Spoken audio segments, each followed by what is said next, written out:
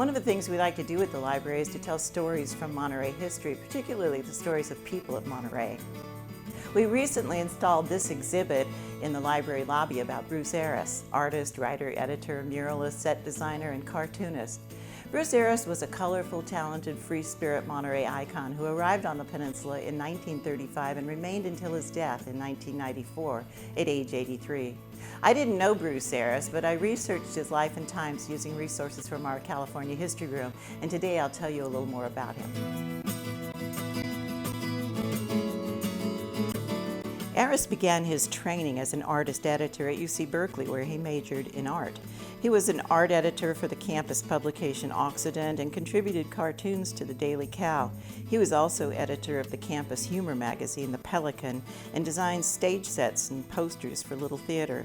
He was frequently in trouble with campus authorities for his irreverent humor and occasional shenanigans. While at Cal, Eres met Jean Fitch, who he described as the prettiest girl on campus.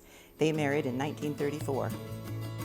After graduation, Eres operated heavy machinery for a gold mine and managed to accumulate $200 in savings. He and Jean moved into an old garage near Asilomar and lived off their fortune for 18 months.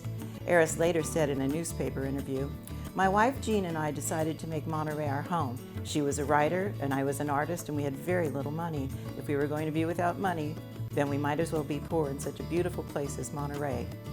To earn a small income, Bruce and Jean went to work for a small literary magazine, the Monterey Beacon, but payday never came, so they moved on to other projects.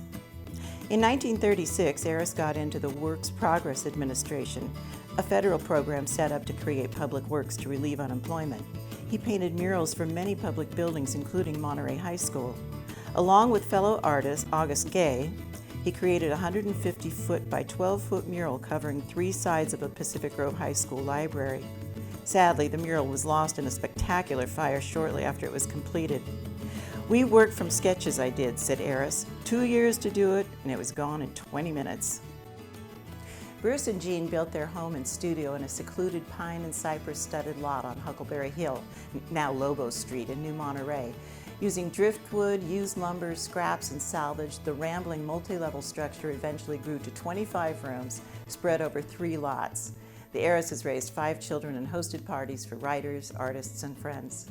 The house was always a work in progress, and John Steinbeck referred to it as a triumph over architecture. It burned to the ground in 1990. "I got mad at the insurance company," Bruce said. "I paid $80 a year for years, and then they raised the rate to $800. I bought a lot of fire extinguishers and smoke alarms instead. I guess it didn't work." Bruce was fascinated by the working-class environment of Cannery Row and made hundreds of sketches of street and harbor scenes, cannery workers, fishermen throughout the 1930s, well before the publication of Steinbeck's eponymous book.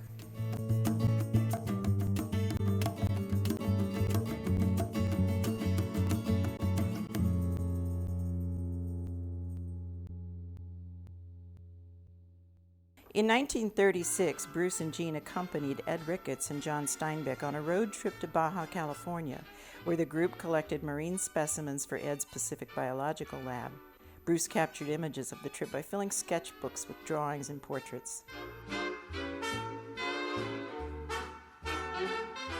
In the 1940s, Bruce's writing, editing, and artistic skills were put to use when he created cover illustrations for What's Doing magazine. He served as art editor and eventually became editor of that publication. For the U.S. Flag Centennial in 1946, famous interior designer Francis Elkins came up with an elaborate decorating scheme for the huge 4-day celebration.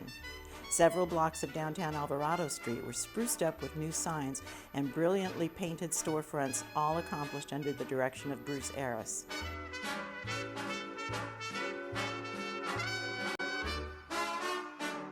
Bruce's interest in theater dated back to his college days. In Monterey, he designed and helped build the Wharf Theater and created stage sets for many of its productions.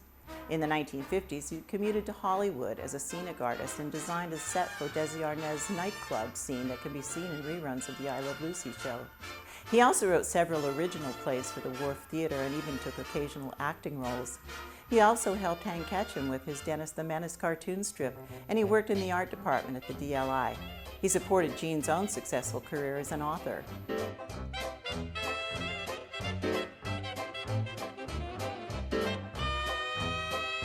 Throughout his career as an artist, Eres experimented with many media and styles. In a 1989, a 60-year retrospective of his art featuring watercolors, graphics, and oils was exhibited at the Pacific Grove Arts Center. That same year, Bruce recreated a 2-panel mural from his WPA work in the 1930s as a centerpiece for a 400-foot-long mural created by several local artists to beautify a construction fence erected around a stalled hotel project on Cannery Row. Eres was remembered as a peninsula treasure by a local newspaper. A quote from a 19th century Japanese artist who describes himself as an old man mad about drawing hung on the wall of Eres' studio. "That's me," said Eres, "an old man mad about drawing. I've never done enough."